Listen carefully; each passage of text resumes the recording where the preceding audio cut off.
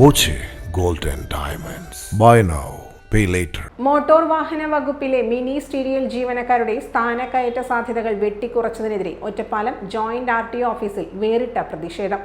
Office സമയം കഴിഞ്ഞ ശേഷം സീറ്റുകളിൽ ഇരുന്ന് ജോലി തുടർന്നാണ് മിനിസ്റ്റീരിയൽ ജീവനക്കാർ അധിക ജോലി സമരത്തിലൂടെ പ്രതിഷേധം രേഖപ്പെടുത്തിയത്.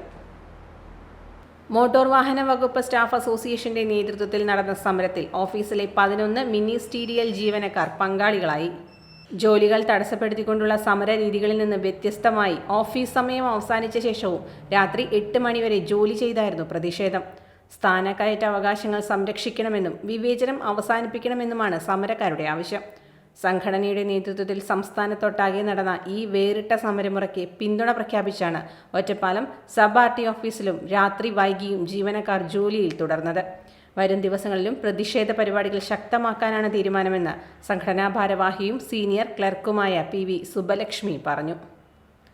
Kerala motor vehicle staff association എന്ന സംഘടനയുടെ പേരിൽ 5/3/2026 വൈകിട്ട് 5 മണി മുതൽ 8 മണി വരെ അധിക സമയം ജോലി ചെയ്തിട്ട് ഞങ്ങളുടെ സ്പെഷ്യൽ റൂൾ ഭേദഗതി ചെയ്തതിനെതിരെ ഞങ്ങൾ പ്രതിഷേധിക്കുകയുണ്ടായി. അതായത് സമരം നടത്തി. സ്പെഷ്യൽ റൂൾ അനുസരിച്ചിട്ടാണ് ഇത്ര നാളും പ്രൊമോഷൻ നടന്നിരുന്നത്. 2:1 എന്നുള്ള അനുപാതത്തിലായിരുന്നു സ്പെഷ്യൽ റൂൾ പ്രകാരമുള്ള പ്രൊമോഷൻ.